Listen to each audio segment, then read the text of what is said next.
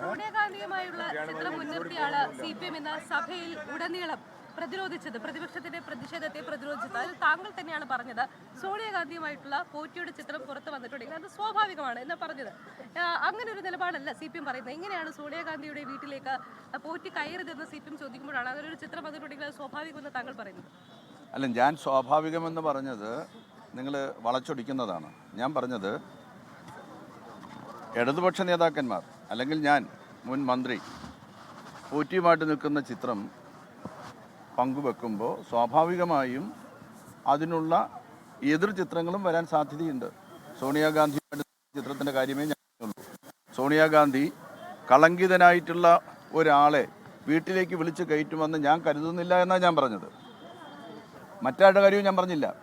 സോണിയാഗാന്ധി വിളിച്ച് കയറ്റിയതാണോ, സോണിയാഗാന്ധിയോടൊപ്പം പോയിട്ടുള്ള കോൺഗ്രസിൻ്റെ നേതാക്കന്മാർ കൊണ്ടുപോയതാണോ എന്നുള്ള കാര്യമൊന്നും ഞാൻ പറഞ്ഞില്ല. എന്നോട് ഇന്ന് ചോദിച്ചപ്പോൾ ഞാൻ പറഞ്ഞ മറുപടി അതാണ്. നിങ്ങൾ കാണാം, കടകംപള്ളി സുരേന്ദ്രനും പോറ്റി, അത് സ്വാഭാവികമായിട്ടുള്ളൊരു കാര്യമാണ്. ഞാൻ പോയെന്ന് ഞാൻ സമ്മതിച്ച കാര്യമാണ്. ആ ചിത്രത്തിൽ എന്താ ഉള്ളത്? പോറ്റിയുണ്ട്, പോറ്റിയുടെ ഭാര്യയുണ്ട്. പറയട്ടെ, ഞാൻ പറഞ്ഞോട്ടെ. പോറ്റിയുണ്ട്, പോറ്റിയുടെ ഭാര്യയുണ്ട്, പോറ്റിയുടെ സഹോദരിയുണ്ട്, അവിടെ ഭർത്താവുണ്ട്, ആ കുടുംബത്തിലെ അമ്മയുണ്ട്, എല്ലാവരും അടങ്ങുന്നതായിട്ടുള്ളൊരു ചിത്രമാണ്. അവിടെ ഒരു ഫംഗ്ഷൻ നടന്നു. 8 വർഷത്തിന് മുമ്പ് നടന്നൊരു ഫംഗ്ഷൻ എന്താണെന്ന് എനിക്ക് ഓർമ്മയില്ലാന്ന് ഞാൻ പറഞ്ഞു. ഞാൻ വിചാരിച്ചത് ഏതോ ഒരു ചെറിയ കുട്ടിയുടെ ഫംഗ്ഷൻ, അല്ല, ഒരു വലിയ കുട്ടിയുടെ ഫംഗ്ഷനാണ് നടന്നത്. അപ്പൂപ്പൻ്റെ ഫംഗ്ഷനാണ് നടന്നത്. അത് ഇന്ന് ഒരു ചാനൽ പുറത്തുവിട്ടതായിട്ടുള്ള ഫോട്ടോ കണ്ടപ്പോഴാണ് എനിക്ക് മനസ്സിലായത് ശരിയാണ്. പോറ്റിയുടെ അച്ഛൻ്റെ 70-ാം വയസ്സാണോ 84-ാം വയസ്സാണോ, ഇനി അതിന് തർക്കം ഉന്നയിക്കണ്ട.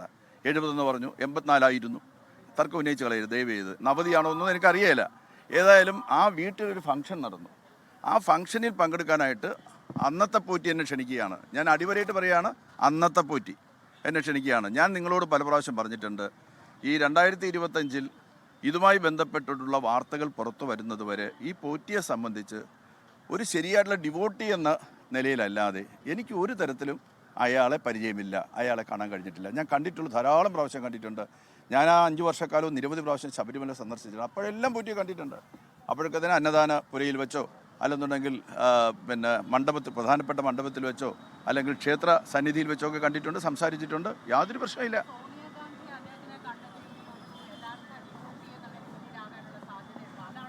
അല്ലല്ല, എനിക്ക് ഞാൻ പറഞ്ഞത് സോണിയാഗാന്ധിയെ പോലൊരു വ്യക്തിത്വം കളങ്കിതനായിട്ടുള്ള ഒരാളെ തൻ്റെ വീട്ടിൽ വിളിച്ച് കയറ്റുകയില്ല, അറിഞ്ഞുകൊണ്ട് കയറ്റുകയില്ല എന്നാണ് ഞാൻ പറഞ്ഞോട്ടെ. അതെ, കൂടെയുള്ള ഇത് ചിത്രത്തിൽ കാണുന്നവരെ അറസ്റ്റ് ചെയ്യണമെന്ന് പറയണമെങ്കിൽ അവരെ അറസ്റ്റ് ചെയ്യാമല്ലോ. അങ്ങനെ പറയുന്നതിൽ എന്താ കുഴപ്പം? ചിത്രത്തിൽ കാണുന്ന ആളുകളെ അറസ്റ്റ് ചെയ്യണമെന്നാണ് വാദമെങ്കിൽ ആ ചിത്രത്തിൽ കാണുന്ന ആൾ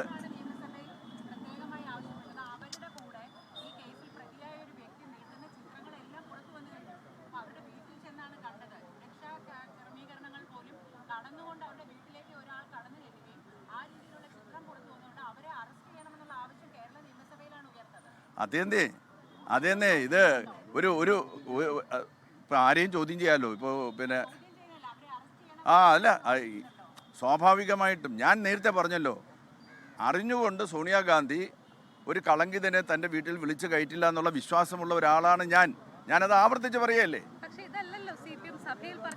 ഞാൻ എന്നോട് ചോദിച്ചുള്ള മറുപടിയാണ് ഞാൻ പറഞ്ഞത്.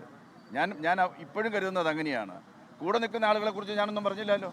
കൂടെ ആരും നിൽപ്പുണ്ട്, അടൂർ പ്രകാശ് നിൽപ്പുണ്ട്, പിന്നെ ബെന്നി ബെഹനാൻ അല്ലേ, ആൻ്റണി നിൽക്കുന്നുണ്ട്, പിന്നെ സ്വർണം കട്ടു എന്ന് പറയുന്ന ആൾ നിൽക്കുന്നുണ്ട്, സ്വർണം വാങ്ങിയെന്ന് പറയുന്ന ആളുകൾ നിൽക്കുന്നുണ്ട്.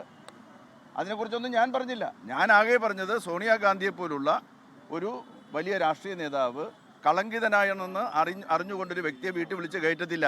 എൻ്റെ കാര്യത്തിലും അത് തന്നെയാണ് ഞാൻ പറഞ്ഞത്. ഞാൻ പറഞ്ഞില്ലേ,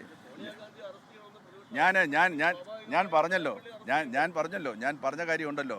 ഇങ്ങനെയാണ് സ്വാഭാവികമായിട്ടും വരുന്ന കാര്യങ്ങളല്ലേ പറഞ്ഞത്. നിങ്ങൾ പിന്നെന്താ അവര് പറഞ്ഞല്ലോ, അവര് മുദ്രാവാക്യം തന്നെ അതല്ലേ. നിങ്ങൾ എന്താ മറന്നുപോയോ?